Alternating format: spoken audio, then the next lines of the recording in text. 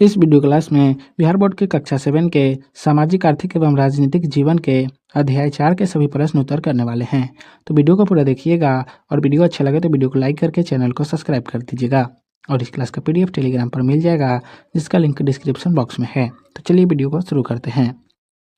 अध्याय 4 है समाज में लिंग भेद। इसका पहला प्रश्न है, अगर आप श्यामा की जगह पर होते तो क्या करते? तो इसका उत्तर होगा, अगर मैं श्यामा की जगह पर होती तो अपने परिवार को मनाने की कोशिश करती कि वह मुझे भी पढ़ाई के लिए स्कूल जाने दे, मुझे भी पढ़ने लिखने में सहयोग करे और मुझे भी दौड़ प्रतियोगिता आदि में भाग लेने दे। और इनकी इस सोच को बदलने की कोशिश करती कि लड़कियां सिर्फ घर के ही कार्य कर सकती है और पढ़ लिख कर वे क्या करेगी, उन्हें तो बड़ी होकर चूल्हा ही फूकना है। 2 नंबर प्रश्न है, श्याम के परिवार की सोच का श्याम के जीवन पर क्या प्रभाव पड़ता है? तो इसका उत्तर होगा, श्याम के परिवार की सोच कि लड़कियां तो बड़ी होकर चूल्हा ही फूकेगी, इससे श्याम की जिंदगी बिल्कुल घर में कैद हो गई है।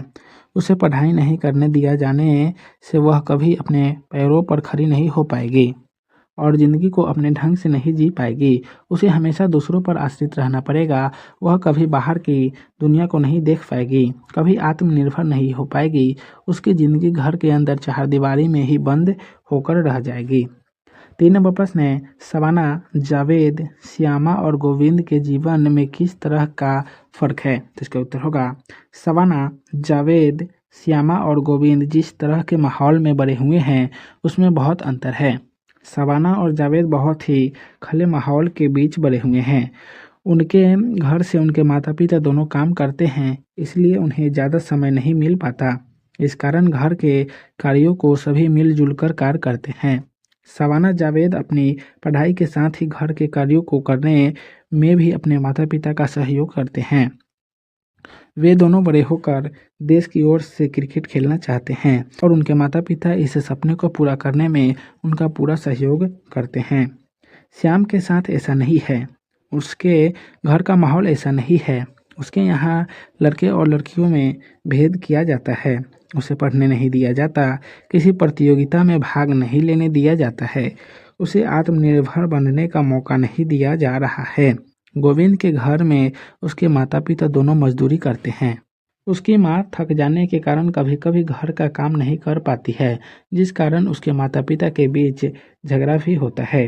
गोविंद को ये सब पसंद नहीं है, इसलिए वह घर का कुछ काम जैसे बर्तन साफ करना, जलावन की लकड़ी लाना, झाड़ू लगाना आदि वह खुद ही कर लेता है, जिस कारण उसके दोस्त उसका मजाक भी उड़ाते हैं। 4 नंबर प्रश्न है, गोविंद के दोस्त उसे क्यों चिढ़ाते हैं? क्या उसका चिढ़ाना उचित है? तो इसका उत्तर होगा, गोविंद के दोस्त उसे इसलिए चिढ़ाते हैं क्योंकि वो अपने घर का कार्य जैसे झाड़ू लगाना, बर्तन साफ करना, जलावन की लकड़ी लाना आदि करता है। गोविंद के दोस्त को गोविंद का चिढ़ाना सही नहीं है, क्योंकि अपने घरों के कार्य करने में कोई बुराई नहीं है। अगर लड़कियां घर के कामों में अपनी माँ का हाथ बटा सकती है तो फिर लड़के क्यों नहीं? 5 नंबर प्रश्न है, आप गोविंद के दोस्त होते तो क्या करते? तो इसका उत्तर होगा, अगर हम गोविंद के दोस्त होते तो उसे चिढ़ाते नहीं, बल्कि उसकी तरह ही हम भी अपने घरों में अपने माँ की कामों में हाथ बटाते, घर के छोटे मोटे कामों को कर देते, जिससे हमारी माँ को थोड़ा आराम मिलता।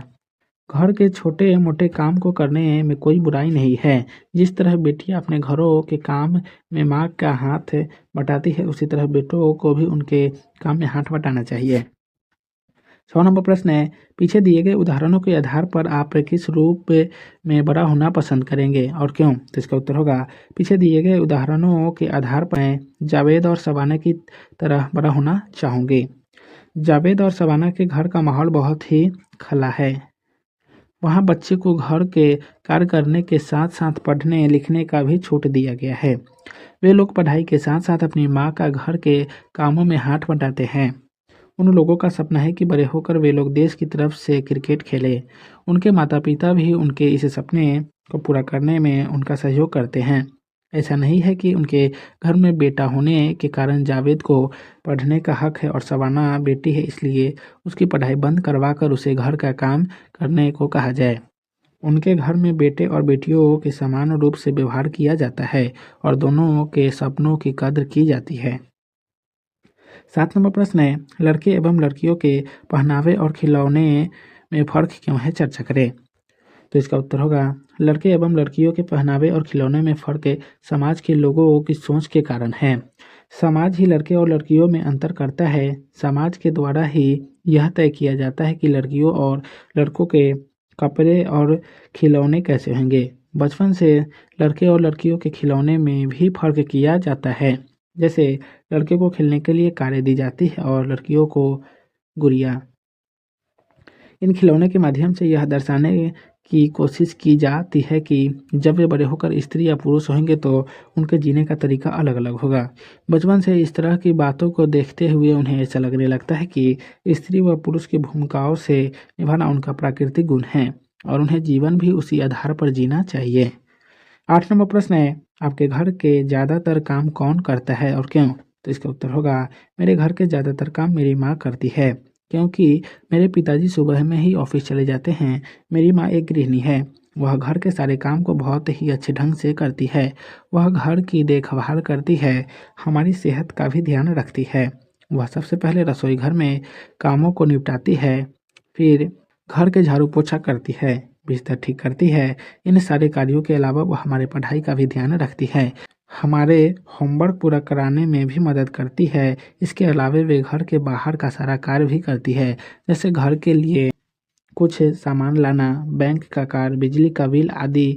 मेरे पिताजी सुबह ऑफिस चले जाते हैं तो और रात में आते हैं। उनके ऑफिस जाते वक्त दुकान बंद रहती है और उनके आते वक्त आधे से अधिक दुकानें बंद हो जाती हैं।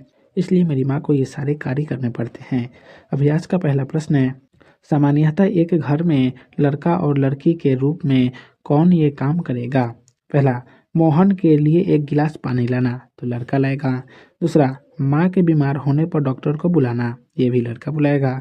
तीसरा, घर के खिड़की दरवाजे की सफाई करना, तो ये लड़की करेगी। चौथा, पिताजी के मोटरसाइकिल साफ करने में मदद करना, तो ये लड़का करेगा। पाँचवा, बाजार से चीनी खरीदना, तो ये लड़का करेगा। छठा, किसी आगंतुक के आने पर दरवाज़ा खोलना, तो ये लड़की खोलेगी। 2 नंबर प्रश्न है, आपके परिवार या आस पड़ोस में क्या लड़कियों और लड़कों में भेद होता है? आपकी समझ में यह भेद किस प्रकार का होता है? तो इसका उत्तर होगा हाँ, मैंने अपने घर के आस पड़ोस में लड़के और लड़कियों में भेद होते देखा है। लोग अपने लड़कियों और लड़कों में भेद करते हैं। वे उनके पहनावे, खान पान, खेल कूद आदि में भेदभाव करते हैं। वे अपने बेटे के ऊपर ज़्यादा ध्यान देते हैं।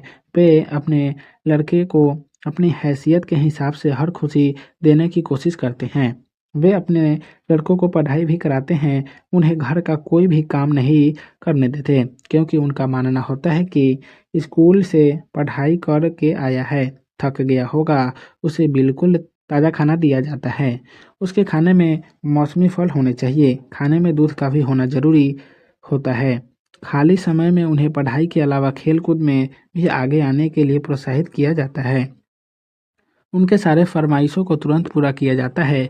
अगर कुछ गलत भी करता है तो टाल दिया जाता है। लड़कियों के ऊपर इतना ध्यान नहीं दिया जाता। उनकी पसंद नापसंद का कुछ खास ध्यान नहीं दिया जाता है। उन्हें बहुत ज़्यादा पढ़ाई भी नहीं करवाई जाती है। उनके घर के कार्यों को कहा जाता है। उनके खान पान पर भी ज़्यादा ध्यान नहीं दिया जाता है। उनके खाने में फल फूल, दूध आदि का होना ना होना कुछ खास मायने नहीं रखता। खाली समय में भी कुछ समय ही पढ़ाई कर पाती है, बाकी के समय में कुछ न कुछ काम करने को बोल दिया जाता है। लड़कों की तरह उनको किसी बात को तुरंत पूरा नहीं किया जाता। लड़कियों को हमेशा यह सिखाया जाता है कि उन्हें बड़े होकर दूसरे के घर जाना है, इसलिए उन्हें घर के सारे काम काज आने चाहिए। 3 नंबर प्रश्न है, महिलाओं की तुलना में पुरुषों का काम क्या ज़्यादा मूल्यवान होता है? अगर नहीं तो क्यों? तो इसका उत्तर होगा मेरे हिसाब से महिलाओं की तुलना में पुरुष का काम ज़्यादा मूल्यवान नहीं होता है। हमारे समाज में पुरुष के काम को ज़्यादा मूल्यवान इसलिए माना जाता है क्योंकि वे घर से बाहर जाकर काम करते हैं। इसके लिए उन्हें पढ़ाई करनी पड़ती है, काम को सीखना पड़ता है, जिसमें पैसा भी खर्च होता है, पर महिलाएं घर का काम करती है। इसके लिए उनको ज़्यादा पढ़ा लिखा होना भी ज़रूरी नहीं होता है। घरेलू कार्यों को सीखने के लिए उन्हें पैसे खर्च नहीं करने पड़ते। इन कामों को करना तो महिलाओं का स्वाभाविक गुण है, इसलिए महिलाओं का कार्य मूल्यवान नहीं माना। पर आज के समय में महिलाओं पुरुष की तरह पढ़ाई भी करती है और कामों को सीखती भी है और उन्हीं तरह घर से बाहर जाकर काम भी करती है और पैसे भी कमाती है। आज महिलाएं हर क्षेत्र में पुरुष से कंधा मिलाकर कार्य करती है। आज के समय में ऐसा कोई क्षेत्र नहीं है जहां सिर्फ पुरुष ही काम करते हैं, महिला नहीं।